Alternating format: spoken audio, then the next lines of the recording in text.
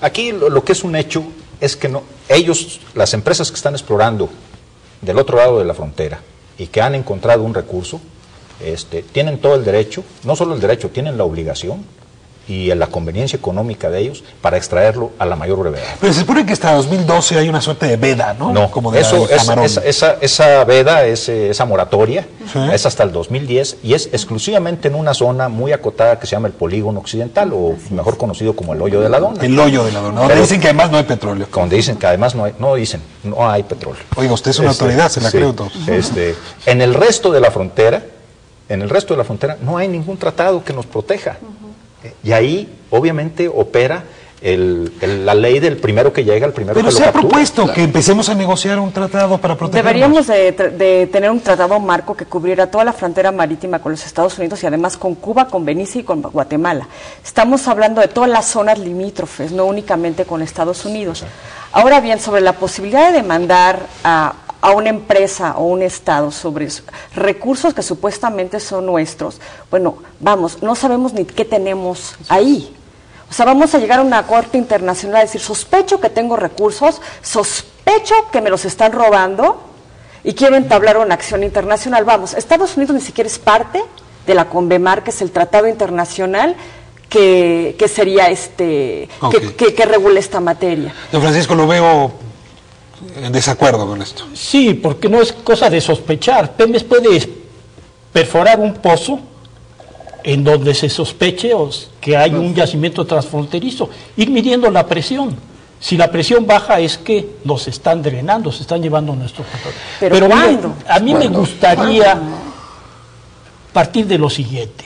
Partimos de una premisa que parece imperativa. Tenemos que producir 3.100.000 barriles diarios de petróleo. Eso es lo deseable, se ha dicho aquí. ¿Pero por qué 3.100? Lo que debemos de fijar como plataforma de producción es una producción que permita satisfacer nuestras necesidades de petróleo, de gas, de refinados y de petroquímicos. Y esa debería ser la plataforma. ¿Por qué 3.100.000? Qué curioso, porque estamos de acuerdo. Yo nada más pido una diferencia. Que esto se cumpla el día de hoy y se cumpla para los mexicanos del 2020, del 2030, del 2040. La demanda de energéticos, de petrolíferos, de petróleo crudo va a ir creciendo, eso es inevitable. Nada más hay que pensar en los plásticos. No podemos pensar en una plataforma menor en el futuro porque la demanda va a ir creciendo. Está muy claro, por ejemplo, en las gasolinas. En las gasolinas estamos importando hoy 40% del total. 4 litros de cada 10 de los que se consumen son de importación. Si no tomamos las decisiones hoy, en el futuro va a ir creciendo, 50, 60, 70. Ese caso tan sencillo de entender, que si no hacemos lo que corresponde en tiempo presente para abastecer a los mexicanos del 2020 y 2030 que tienen el mismo derecho que nosotros, nos va a pasar con el petróleo. Ahora, este programa nos ayudó a hablar de la plataforma petrolera. Yo prometí 2 temas. El segundo era Pemex, que merece una discusión aparte. Nos quedan exactamente 3 minutos. Yo quisiera entrarle a este tema con una pregunta muy puntual.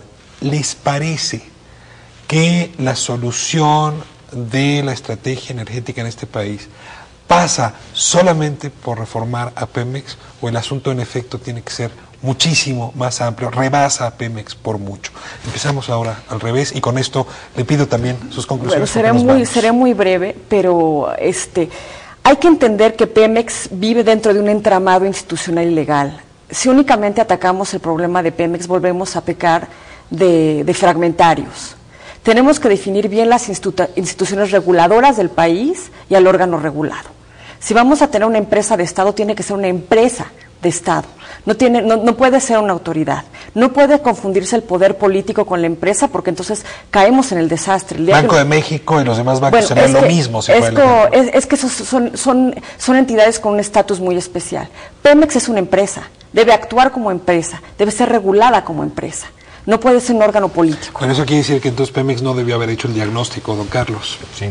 Yo creo que tendría que haber sido Secretaría de Energía. Sí. Petróleos Mexicanos es un organismo hoy que tenemos que hacerla eficiente, que esté sujeta a una rendición de cuentas muy clara, que sea transparente, como toda empresa de Estado, pero que sea también empresa en los otros aspectos, empresa a secas.